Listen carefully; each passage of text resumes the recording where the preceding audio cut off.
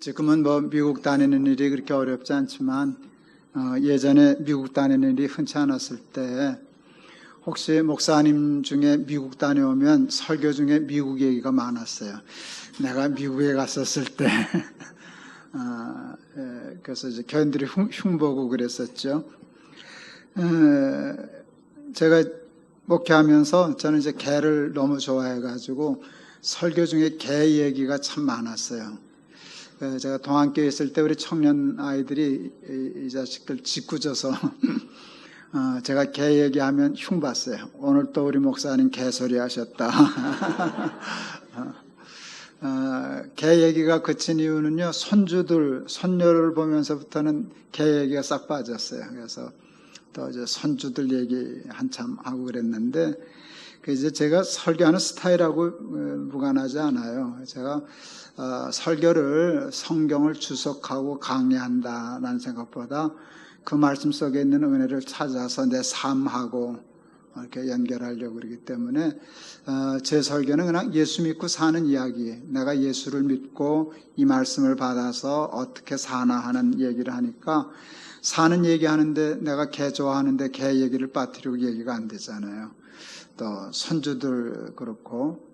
근데 요 최근에는 제가 암에 걸렸잖아요. 그랬더니 설교 때마다 암 얘기를 하는 거예요. 그렇지만 할 수 없어요. 이건 여러분이 겪으셔야 될 일이니까. 작년 4월 15일 날 병원에서 이제 암을 발견하게 되었습니다. 제가 당뇨 때문에 석 달에 한 번씩 병원을 가는데 그 바람에 이제 조금 빨리, 그래도 감사하게도 조금은 빨리 암을 발견하게 되어서 5월 초에 수술하고 6월 초부터 항암하고, 그래서 인간적으로는 제일 힘든 시간을 보냈습니다. 이제 항암이 다 힘들다 그랬는데 제가 남들보다 조금 더 힘들게 이제 항암을 했던 것 같습니다. 암 선고를 받고 수술을 하고 힘든 항암 시절을 보내면서 아무래도 가장 많이 한 생각은 죽음입니다. 내가 앞으로 얼마 살 수 있을까? 이걸 이제 제일 먼저 생각하거든요. 많은 사람들이 물어요. 무섭지 않았느냐고 그랬는데 무섭지는 않았어요. 제가 지금 20대, 30대 젊은이도 아니고 그래도 70대였는데 이렇게 또 죽음을 늘 생각했었으니까 무섭진 않았는데 상당히 당황스러웠어요. 죽음이 늘 나도 죽는다는 걸 그동안 알고 있었지만 그래도 조금은 여유가 있는 것 같아서 딴청하면서 살았는데 이게 코앞에 탁탁 치니까 이게 몇 년 안 남았구나. 이게 죽음이 제 코앞으로 다가왔습니다. 그런데 이 죽음을 생각하면서 굉장히 얻은 것이 많이 있어요. 근데 그것이 꽤 지혜로워지게 되어서 삶이 좀 지혜로워졌다 하는 생각을 많이 하게 됩니다. 항암을 할 때 제가 이제 석 주 간격으로 이제 주사를 맞았는데요. 주사를 맞고 2주간은 거의 아무것도 먹지를 못했습니다. 그래서 몸무게 쭉쭉 빠져나가고 또 절도하고 요란하게 했습니다. 그래서 이제 또 주사 맞게 한 일주일쯤 되면 이제 겨우 먹을 수 있으면 열심히 먹어서 조금이라도 체력 회복해서 가서 다시 주사 맞고 이제 그런 일들을 계속 했었습니다. 먹을 수가 없어서 하나님 앞에 일용할 양식을 주옵시고 주기도문에 있는데 일용할 양식 좀 먹게 좀 해주십시오. 일용할 양식 저기 있는데 하나님 먹을 수 없으니까 있어봤자 아무 소용 없잖아요. 일용할 양식을 먹게 해 주옵시고 그렇게 기도했었고요. 먹지 못하는 것보다 힘든 건 자지 못하는 것이었어요. 여러분 잠이 힘이 있어야 자더라고요. 그러니까 힘이 없으니까 잠을 잘 수가 없어요. 그거는 먹지 못하는 것보다 훨씬 더 고통스러웠어요. 멜라토닌이라고 하는 그런 좀 수면 유도제들 먹는데 소용이 없어요. 그냥 1시간 자면 깨고 10시쯤 잠들어서 11시에 깨면은 큰일이에요. 이게 새벽 밝는 시간 기다리는 게 그렇게 참 고통스럽더라고요. 그래서 그때는 하나님 앞에 좀 짜증을 냈던 것 같아요. 사랑하는 자에게 잠을 주신다 그랬는데 나 안 사랑하세요. 잠 좀 자게 해주세요. 먹지 못하고 자지 못하니까 다른 건 아무 소용없어요. 아니, 먹지 못하고 자지 못하는데 돈이 무슨 소용이 있고 무슨 명예, 권력 이런 것들은 아무짝에 소용없었어요. 그냥 먹을 수 있고 잠잘 수 있으면 행복하겠다 생각하게 됐고요. 제가 회복돼서 지금 먹을 수 있고 잠잘 수 있거든요. 그게 얼마나 감사하고 얼마나 행복한 일인지 모르게 되었어요. 지금은 우선 이제 보이는 암은 다 제거된 상태고요. 저는 이제 암 환자 치고는 그래도 럭키한 편이죠. 그래서 빨리 손 써서 재발 안 되도록 조심하고 있는데, 그래도 이제 암 환자들은 재발될 확률이 참 높고, 재발되면 그때부터는 진짜로 어려워지는 길을 가야 되기 때문에 늘 마음에 이제 두려움은 있습니다. 그리고 저도 이제 나이가 70이 되었습니다. 요즘 세상에 70 별거 아닌데 그래도 70은 70입니다.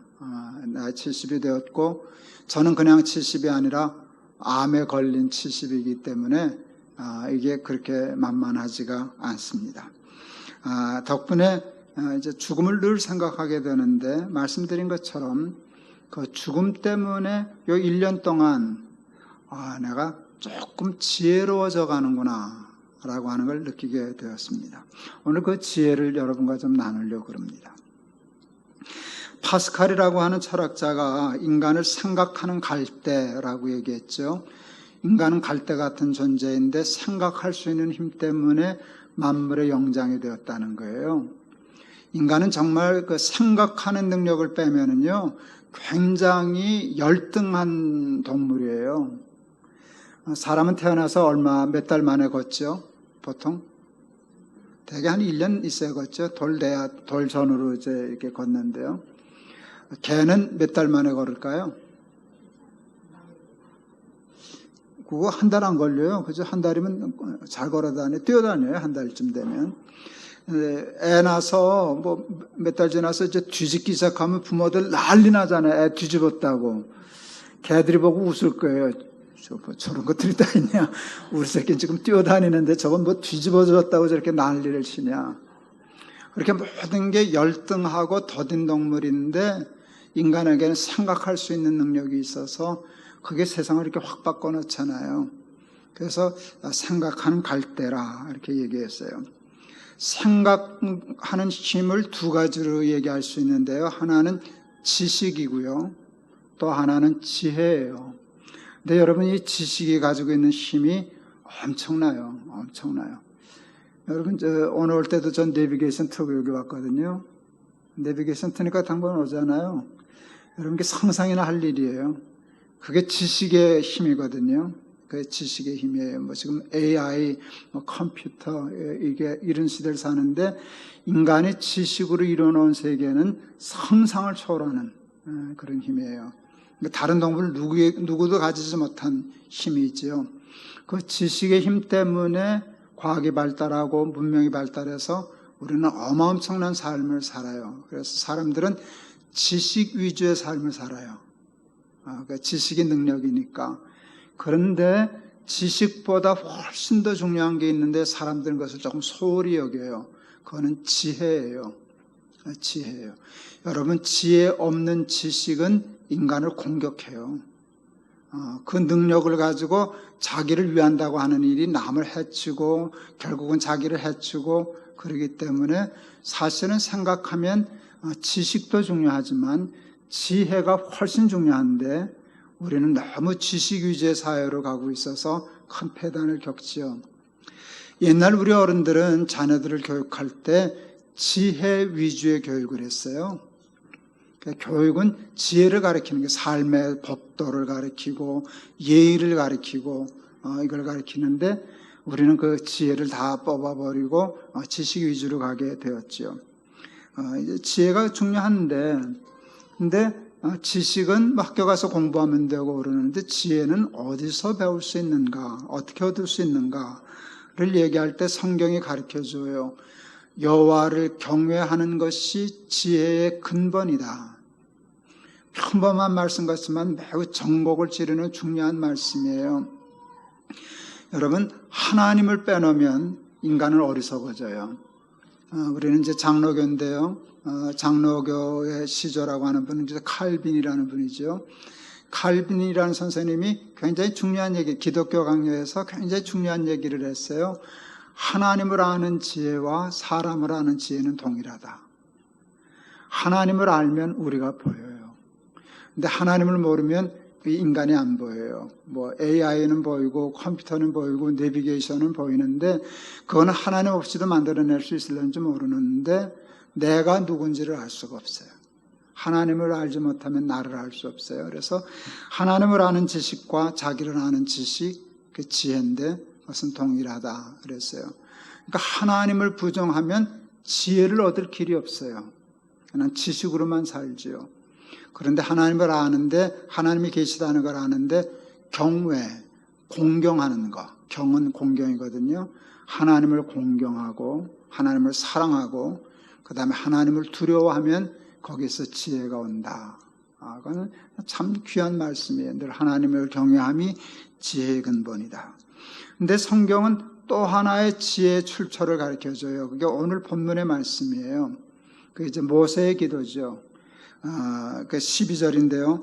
남은 날 계수함을 가르치사 지혜의 마음을 얻게 하소서. 제가 앞에서 말씀드린 것처럼 암에 걸리고 죽음이 현실로 다가오고 오래지 않다는 생각을 하니까 쓸데없는 생각들이 많이 정리가 되더라고요. 별로 쓸데없는 거 다 버릴 수 있게 되더라고요. 제가 이제 조금 이따가도 좀 얘기할 것 같은데 제가 이제 유튜브 방송을 이제 시작했고요. 이제 이번 주간에 이제 1년 되네요.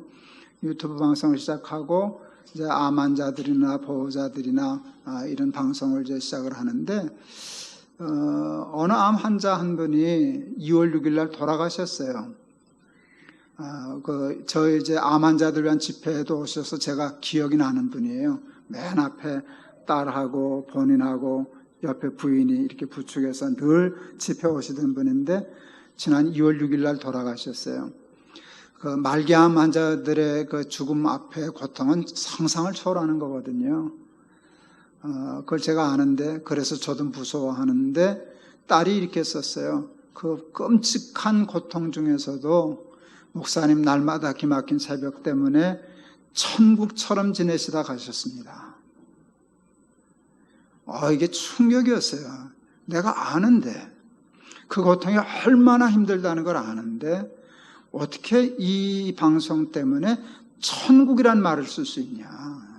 이게 그냥도 아니고 굉장히 고통을 많이 이겨냈습니다. 뭐 그러면 모르겠는데 천국처럼 지내시다 가셨습니다. 그래서요, 제가 정신이 바짝 났어요. 열심히 해야 되겠다. 이게 그런 거라면 열심히 해야 되겠다라고 생각해서 제가 이제 날마다 기막힌 새벽 전화기 가지고 혼자 하는데 컨텐츠를 조금 늘려야 되겠다. 저들에게 조금이라도 도움되는 프로그램을 몇 개 더 만들어야 되겠다. 이제 그런 생각하고 있어요. 마침 둘째 아이가 이제 그 영상을 전공했기 때문에 지금도 많이 도와주는데 그놈 없으면 제가 이 일을 못하죠. 그래서 이제 몇 가지 일을 이제 도와줘요. 근데 제가 덤비거든요. 이놈이 자꾸 아버지 천천히 해, 천천히 해. 이렇게 덤비면 안 돼. 이게 바뀌었어요. 애가 덤비고 내가 말려야 되는데 지금 애비가 덤비고 애가 말리는 처지가 되었어요. 아버지 그렇게 덤비지. 천천히 해도 돼요. 근데 이게 지가 암에 안 걸려서 그런 소리 하는 거예요. 지가 70이 아니니까. 지가 70이 아니니까. 암에 안 걸렸으니까 자기는 천천히 할 수 있죠. 나는 그 시간이 없어요. 제가 지금 암 환자로서는 굉장히 컨디션이 좋은 상태거든요. 그래도 저는 10년을 생각을 못해요. 그게 그걸 한다는 자체가 너무 건방진 것 같아서 5년 후까지 할 수 있을까? 1년을 할 수 있을까? 지금 날마다 기막힌 새벽 하면서 1년 지내온 게 제가 감사한 거거든요. 1년을 그렇게 보냈다는 게. 또 1년 잘하면 할 수 있지 않을까? 이런 시간인데 아버지 천천히, 야 임마 너는 천천히가 되지만 아버지는 70이야. 암 걸렸어. 아버지는 천천히 할 시간이 없어. 이게 이제 죽음에 대한 인식인데요. 그것 때문에 죽음을 늘 가까이 생각하니까 그동안 이게 중요하다 생각했던 것들이 아무 쓸데가 없더라고요. 여러분 먹지 못하는데 먹을 것을 위해서 일할 필요가 뭐가 있겠어요? 먹을 수만 있으면 되는 거지. 그러니까 무엇을 먹을까에 대한 욕심이 많이 없어지더라고요. 무엇을 마실까 이런 쓸데없는 인간적인 욕심, 시간도 없는데 뭐 이제 저기 가야 되는데 언제 그 생각할 수 있느냐라고 하니까 욕심이 정리가 되고 굉장히 무엇을 해야 될 것인가에 대한 생각이 전보다는 상당히 단순해지면서 지혜로워진다는 것을 알게 되었습니다. 저는 목회를 하면서 하나님의 은혜인데요. 좋은 어른 목사님을 만나는 덕분에 제가 참 목회를 지혜롭게 할 수 있었다 싶었어요. 저는 30살에 목사 안수를 받았고요. 자라난 교회에서 저를 키워주신 목사님에게서 이제 안수를 받았는데, 목사님이 91년 12월 마지막 주일날 은퇴하셨어요. 그때가 제가 이제 31살 이제 마지막 주일 된 날이죠. 은퇴식을 제가 사회에서 했는데 그날 받은 충격을 잊을 수가 없어요. 너무 아름답다.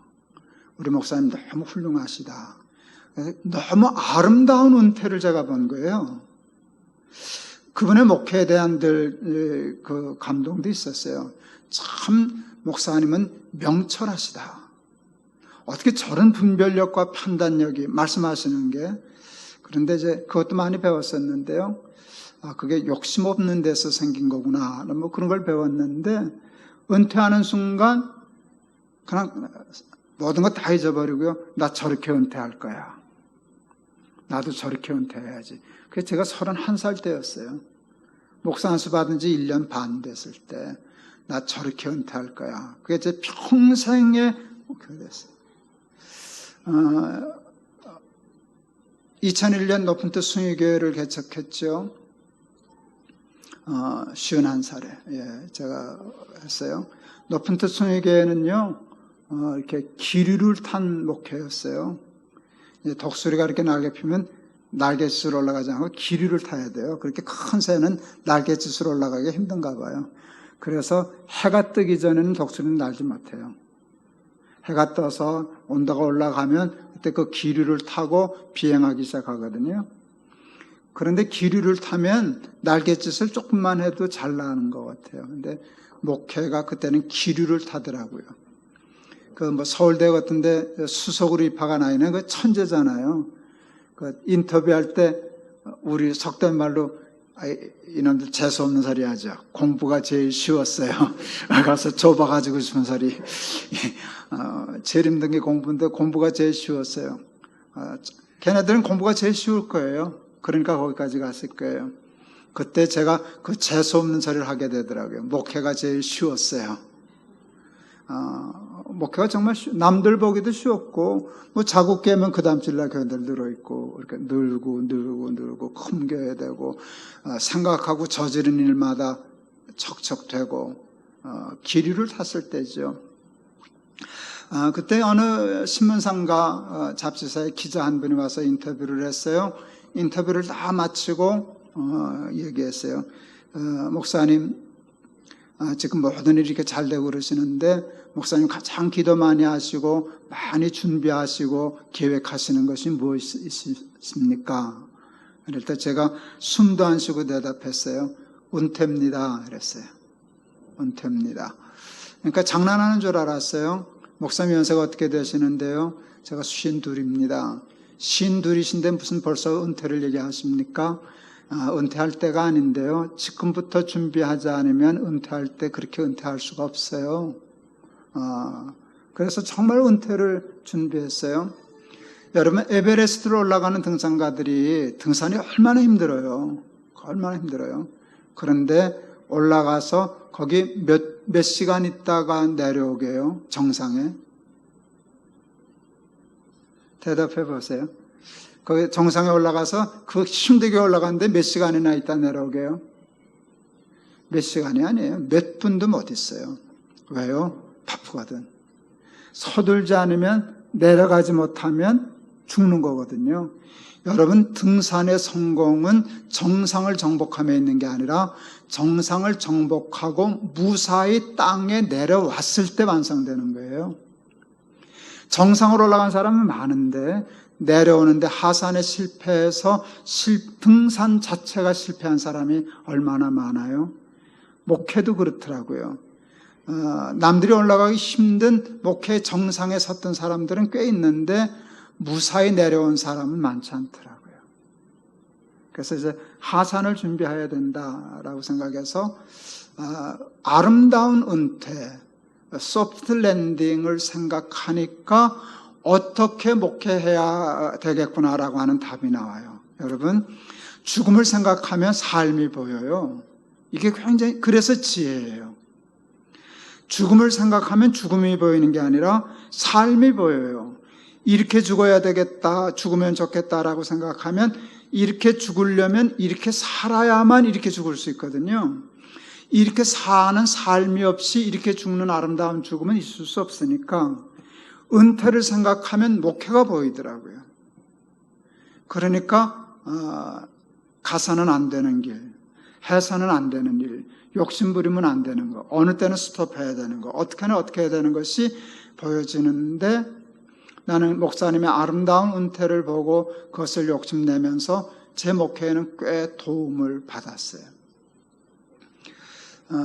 우리 노예 선배 목사님이 은퇴하시고 얼마 후에 저를 만났어요.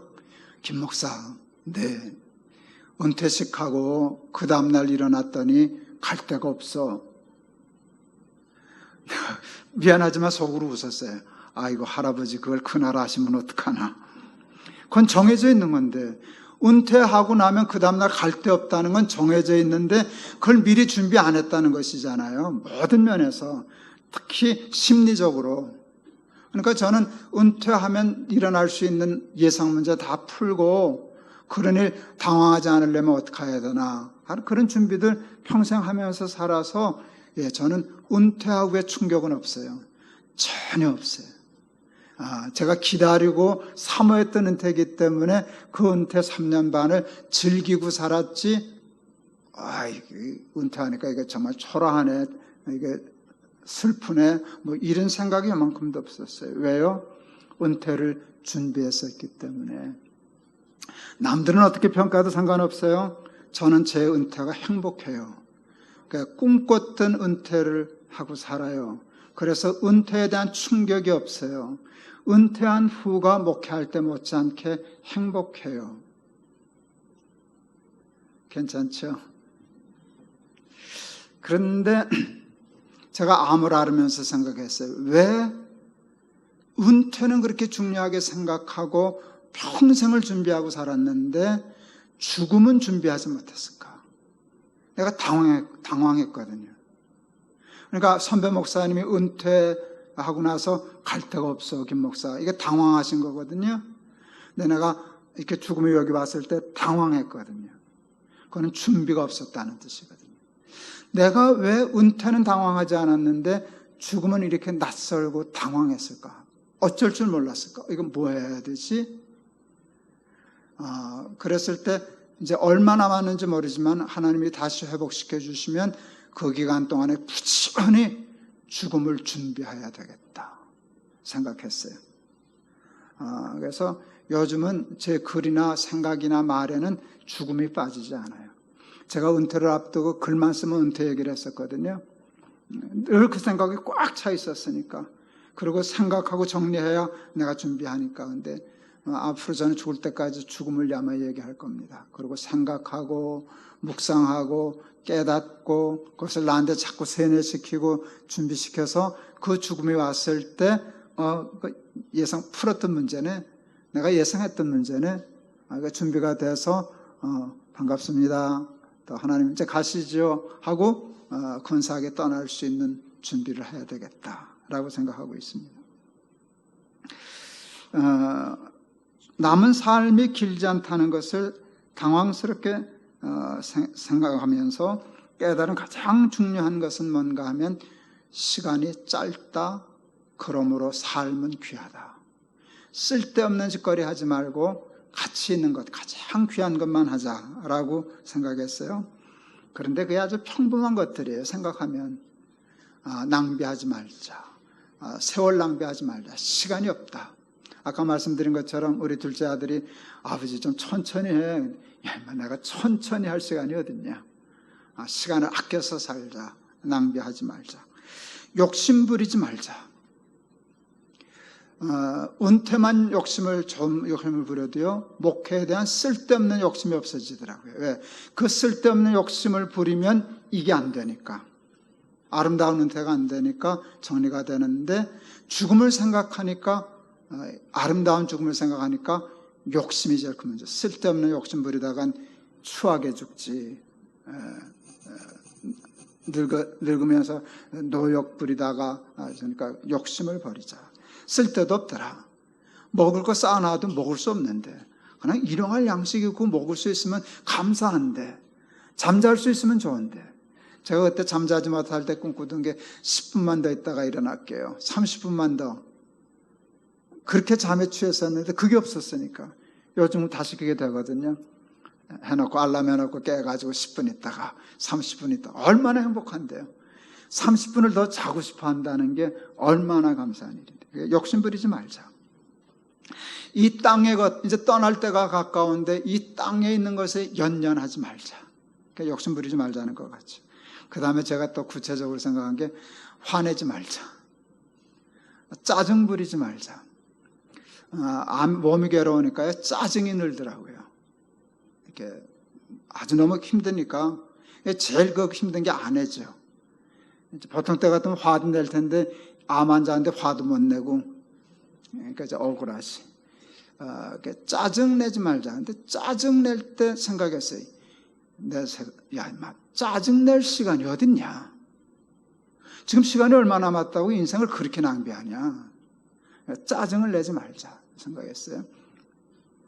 제가 지난 1년 동안 짜증 낼게요, 안 낼게요? 지금 아내가 저 밑에 있어가지고 좀 캥기는데. 그래도 나는 인정받아. 제가 굉장히 노력했거든요. 억울해서. 짜증내면서 이 귀한 시간을 버리기는 싫더라고요. 짜증내지 말자. 짜증내지 말자. 그랬더니 그건 어느 정도 되더라고요. 화내지 말자, 짜증내지 말자. 이렇게 잘 참아지더라고요. 시간이 아까워서. 화내는 시간이 아까워서 그렇게 살면 이 아름다운 죽음이 안 되니까. 제가 은퇴는 소프트 랜딩을 생각했는데요. 죽음을 준비하면서 이것도 랜딩인데 이거는 조금 더 욕심을 내서 뷰티풀 랜딩을 하겠다. 이게 제가 제 목표가 됐어요. 이게 지혜예요. 뷰티풀 랜딩을 생각하는 게 지혜거든요. 그러면서 뷰티풀 랜딩을 생각하면서 하는 게 짜증내지 말자로 간 거예요. 짜증내면 삶이 억울해지니까, 아름다워지지 않으니까. 그래서 이제 그런 것들을 하기 시작했어요. 짜증내는 일과 화내는 일이 많이 줄었어요. 제 스스로 생각하기에는. 그런데 아직도 힘든 게 있어요. 그것과 싸우려고 그러는데 우울해지는 거예요. 그래서 자꾸 우울이 이렇게 찾아오는데 그것도 우울하면 뷰티풀 랜딩이 안 되잖아요. 병 들었다고, 나이 들었다고, 저가서 이렇게 기죽고 우울해져가지고 이러고 있으면 그거 안 아름답잖아요. 그게 뷰티풀 랜딩이 되지 않잖아요. 그래서 지금 우울과 싸우려고 그래요. 근데 우울은 꼭 암 환자가 아니라 나이 든 분, 특히 여자들 많아요. 여자들이 마음의 상처들이 많아서 우울증에 걸릴 확률이 참 많거든요. 근데 우울한 건 아름다운 게 아니거든요. 그래서 행복하게 살자. 좀 즐겁게 살자. 신나게 살자. 발버둥 쳐요. 왜? 아름답게 죽으려고. 근사하게 죽으려고. 행복하게 살자. 즐겁게 살자. 사랑하며 살자. 여러분, 감옥에 갔다 나온 사람들이 여기다 문신하는 거 있어요. 이제 조폭들. 그 중에 하나 보면 착하게 살자. 착하게가 아니고 착하게. 그렇게 써야 그 운치가 있죠. 착하게 살자. 근데 제가 뷰티풀 랜딩에서 갈 때 착하게 살자. 제가 무슨 개혁 얘기하면서요, 사람이 저는 좀 싸나웠더랬어요. 공격적이고 전투적이고. 그런데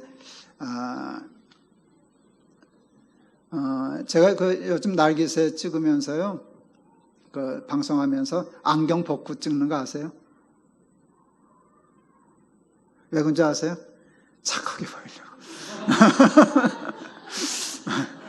그거 벗으니까 조금 부드러워지더라고요. 좀 사람이 어리어리해 보이고, 안경 쓰면 조금, 그래서 안경도 벗고, 착하게 살자. 얼굴 모습이라도 좀 만만해 보여야지. 나이 들어서도 똑똑해 보이면 좀 그렇잖아요. 나이 들었는데도 싸나워 보이면 그거 어떡하겠어요. 동네 할아버지처럼 좀 만만하고 어수룩해 보이고. 제가 그래서 그 날마다 기막힌 새벽 갈 때 일부러 넥타이도 안 묶고 그냥 티셔츠 막 입고 그게 좀 만만하게 보이려고 그러는 거예요. 그게 다 착하게 살려고 하는 그래서 발단이에요. 좀 사람이 좀 만만해지자. 누구에게나 좀 편해지자. 그 다음에 사랑하며 살자. 베풀면서 살자. 섬기면서 살자. 위로하면서 살자. 제가 암 수술역에 이제 수술하고 회복실에 있다가 침대로 올라와서 딱 누웠는데 하나님이 이사야 40장 1절 말씀을 주셨어요. 내 백성을 위로하라. 나도 지금 코가 석자인데 나보러 누굴 위로하라 그러시나. 근데 네가 아파 보니까, 네가 걸려 보니까 암 환자들의 마음을 알겠지. 그건 알겠습니다. 그러니까 네가 위로해야 돼. 그래서 시작한 게 이제 날마다 기막힌 새벽과 CMP, Comfort My People이라는 암 환자들과 보호자들을 위한 집회예요. 제가 이제 좀 사람을 싫어하거나 이런 게 아닌데요. 제가 굉장히 혼자 커서 내성적이어서 사람을 만나는 일을 조금 힘들어해요. 지금 많이 좋아졌는데 저는 낯선 사람과 만나서 30분 얘기하면 3시간 가서 자야 되거든요. 너무 스트레스가 커서. 그래서 정할 수 없이 누구를 만나야 되면 꼭 아내를 대동했어요. 그래서 이렇게 얘기해야 되는데 이쪽 보고 얘기를 하는 거예요. 얘기 힘들어서. 그만큼 이제 힘들었어요. 제가 양평에 있을 때 조금 쉴 때 너무 아침에 경치가 좋아서 거실에 걷지도 못할 때니까 앉아서 이 아이패드로 산 사진 찍고, 또 개를 너무 좋아해서 그 집에 개가 있어요. 진돗개가. 로또라고. 개 좋아하는 놈이 개를 빠뜨릴 수가 있나. 개도 찍고. 그래서 페이스북에 올려놨더니 와, 우리나라 분들 대단해요. 주소도 없는데 그 사진 보고 찾아오는 거예요. 양평이라지. 양평에 이 그림 어디쯤에서 찍었겠다. 개, 그 집이다. 그래가지고 찾아와서는 여기 김동호 목사 계시냐고. 보통 때 그랬으면은 제가 틀림없이 그랬을 거예요. 아내 보러. 나 없다 그래. 나 잔다 그래. 피하고 싶으니까. 낯선 사람 만나서 내가 얘기 못 하거든요. 그런데 얼마나 힘들면 나를 찾아오실까.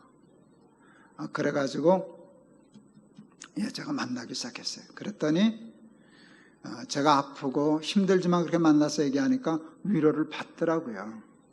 그래서 제가 지금 커피 바리스타 교육을 지금 4번째 받았나?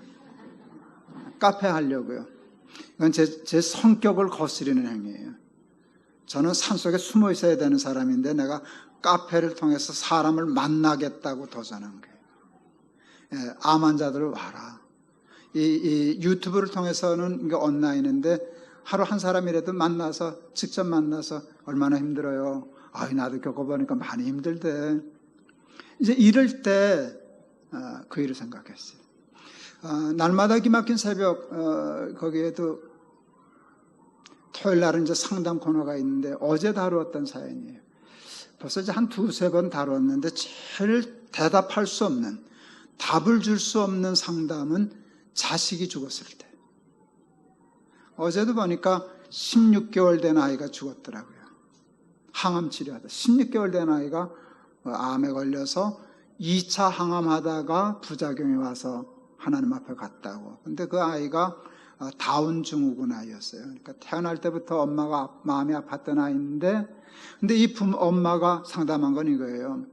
뭐라고 기도했었나? 이 아이보다 오래 살게 해달라고. 그 장애를 가진 엄마들의 평균적인 기도예요. 내가 죽으면 이 아이 누가 돌볼 사람이 없으니까 얘 죽은 다음날 나 죽게 해주세요. 이게 되게 그 기도거든요. 그러니까 이 아이 엄마도 다운 증후군이니까 나 없으면 누가 돌보나 싶어서 얘 죽은 다음날 나 죽게 해주세요. 얘보다 오래 살게 해주세요 했는데 그 기도가 이루어졌잖아요. 그 기도 때문에 됐나 싶어서 죄스러워하고 또 하나님 원망한 거 이제 미안해서 이제 상담했을 때 할 말이 없어요. 그런 질문을 받으면 뭐라고? 답을 몰라서가 아니라 그게 답이 아니기 때문에. 제가 이제 암을 해봤을 때 많은 사람이 위로하잖아요. 속으로 이 마음을 당신 겪어봤어. 당신 암 모르잖아. 그건 위로가 되지 않아요. 제가 암 환자를 위로할 수 있는 거는 내가 암에 걸렸으니까 되더라고요. 겪어봤으니까. 그런데 내가 자식 죽은 걸 못 겪어봤잖아요. 자식 죽은 일을 겪지 않은 사람이 자식을 앞세운 부모를 무슨 말로, 무슨 답을 가르쳐줘요? 그건 말이야. 답이 없는 거예요. 그거 알았어요. 둘째 아이가 그 상담을 얘기해주면서 아버지 힘드시면 다른 사연 하셔도 돼요. 내가 대답 못할 줄 알면서도 그거 다루었어요. 그래서 답이 없다는, 답 못한다는 답을 했어요. 그리고 약속했어요. 어디 계시는지 모르지만 주소만 일러주시면 내가 찾아가겠다고. 말로 하지 않고 내가 가서 한번 안아주고 싶다. 손 한번 붙잡아주고 같이 한번 마음이 아파서 울면 그게 답이지. 그게 답이지. 그래서 제가 그 일을 하려고 그래요. 그래서 지금 카페도 만들고 있고요.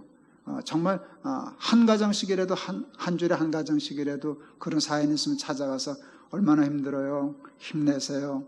같이 울어주고 그러고 살려고 그래요. 괜찮죠? 그런 생각하니까 행복해요. 행복해요. 그러니까 암에 걸려서 고통스러운데 이것 때문에 삶을 아껴야 되겠다. 이런 짓은 하지 말아야 되겠다. 하다못해 짜증이라도 내지 말아야 되겠다. 착하게 살아야 되겠다. 안경 벗고 사진 찍자. 이런 생각하고 사는 게 얼마나 재밌는지 모르겠어요. 그게 남은 날 계수함을 가르치사 지혜의 마음을 얻게 하소서 하는 일이 내 삶에 이루어지기 시작한 게 아닌가 생각했어요. 그래서 이렇게 살다가 언제 하나님이 마지막 날이 전해주실 텐데 야, 김 목사 이제 다 했다, 수고했다, 가자 그렇게 하면 조금도 당하지 않고 기다렸다는 듯이 하나님 이제 가시죠 하고 기쁘게 손잡고 요단강 건너갈 수 있는 삶 살다가 가려고 그럽니다. 여러분은요? 나는 아직 암에 안 걸렸잖아. 나는 아직 70은 안 됐는데 아니요, 그렇지 않아요. 그래봤자 얼마 남지 않았어요. 여러분, 아무리 젊었어도 여기서 50년 후에 만납시다 하면 몇 사람 만날 수 있을까요? 여기서 모르겠어요. 10년 후에 만납시다 그렇게 하면 저 자신 당연히 없죠. 더 가면 좋겠지만 저는 자신 없어요. 근데 20년 후에 만납시다 그랬을 때는 벌써 기 꺾인 분들 계시죠? 누군지는 모르지만 20년 후면 나도 이틀 때 하는데 30년으로 가면 상당히 못 만나요. 여기 30년 후에는 여기서 여러 사람 빠져요. 50년 후면은요, 제일 젊은 분이 여기 지금 누군가? 예, 30대가 좀 제일 젊은가 여기 지금? 예, 지금 뭐 100세 시대니까 50년 살긴 살겠네. 그래봤자 그게 50년이 후딱 가는 세월이잖아요. 우리가 날아간 아이다 그러는데 영원히 사는 것처럼 쏘가가지고 쓸데도 없는 일에 욕심부리고 먹지도 못할 거 쌓아두고 쌓아두고는 먹지 못하고 그것 때문에 원수지고 미워하고 그리고 불행하게 사는데 그러지 말고 암에 걸리기 전에 지혜로워지면 더 좋잖아요. 70 되기 전에 더 먼저 지혜로워지면 삶이 더 아름다워지. 저는 목회 은퇴는 30대부터 해서 그래도 큰 실수 안 하고 충격 안 받고 잘 은퇴했잖아요. 여러분의 삶도 30대부터 20대부터라도 죽음을 준비하고 남은 날 계수할 지혜를 가지고 사셔서 뷰티풀 랜딩하는 저와 여러분 다 되실 수 있기를 축원합니다. 기도하겠습니다.